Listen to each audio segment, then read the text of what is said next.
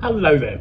I was asked to taste some South African white wines, so for this tasting I've alighted on Kloof Street's Old Vine Chenin Blanc from 2022. Now this is made by Chris and Andrea Mullineux in the Swartland region of South Africa.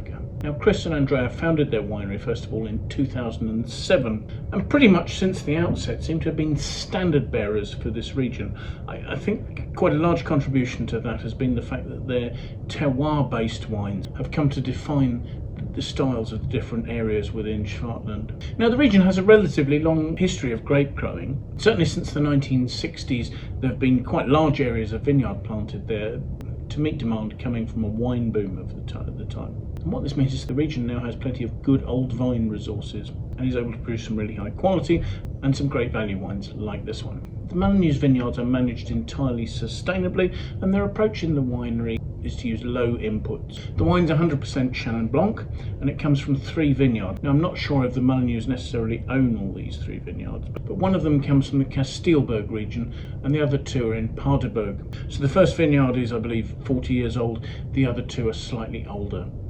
And the influence of these old vines is to give lower yields that should result in more concentrated fruit. The grapes were picked by hand between the 8th and the 17th of February 2022 and yields were somewhere between 3 and 6 tonnes per hectare. On arrival at the winery, the whole bunches were put into a cold room and they were chilled down. And then after the grapes were pressed, the juice was allowed to settle overnight, giving lovely clean juice. The wine was put into a combination of tanks and old French oak barrels and was allowed to ferment using the natural microflora of yeasts that had come into the winery on the fruit. As I say, the oak barrels being used were old, so therefore there shouldn't be a lot of sort of direct oak flavour influence here. Fermentation took about 6 weeks to complete, and once this was over, the barrel fermented portions were combined with that had fermented in tank.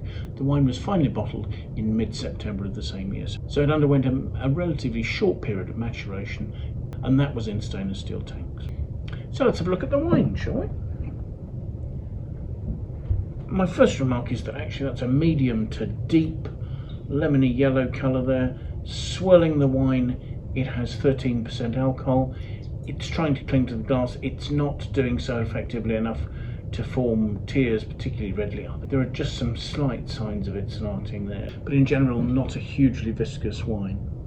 So let's see what we think of the aroma, shall we?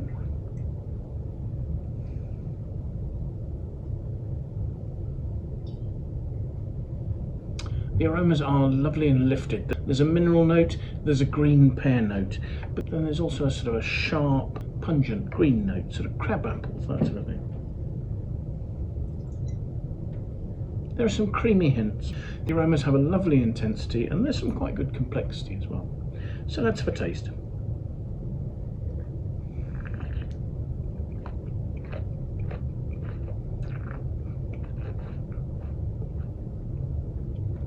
The wine combines a richness, it's right across my palate there.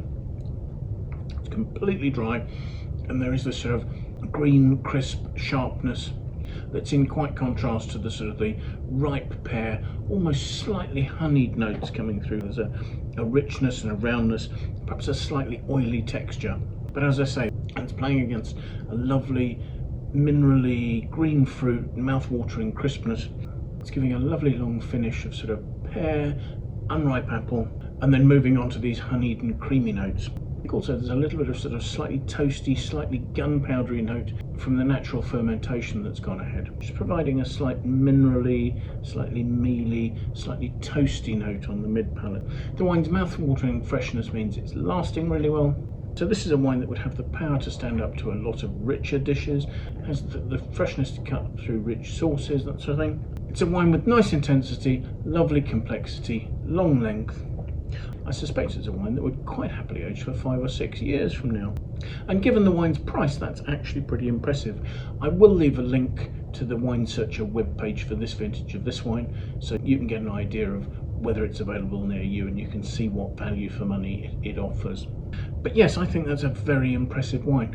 Having looked at the Wine Searcher aggregated critics score, which comes in at 88, I think maybe it's been slightly hard done by. I would actually have thought a score of 89 or 90 would better reflect the wine's quality. Certainly its persistence is impressive. I've been talking for quite a while now, and I still have a sense of that sort of crisp mineral note on the middle of my tongue. So thank you so much for watching the tasting. I do hope you've enjoyed it. If you have, it would be fantastic if you could press the like button for us. If you have any friends who you think might also like to watch it, please feel free to pass it on to them. We'd really appreciate your endorsement in that way. If you have any comments, please pop those in the comments box below. We would genuinely love to know what you think about the wines we're looking at, the tastings we're doing, or anything else that relates to that. So once again, thank you so much for joining us, and I do hope you'll manage to make some time, come and join us for another tasting in the very near future. Till then, bye for now.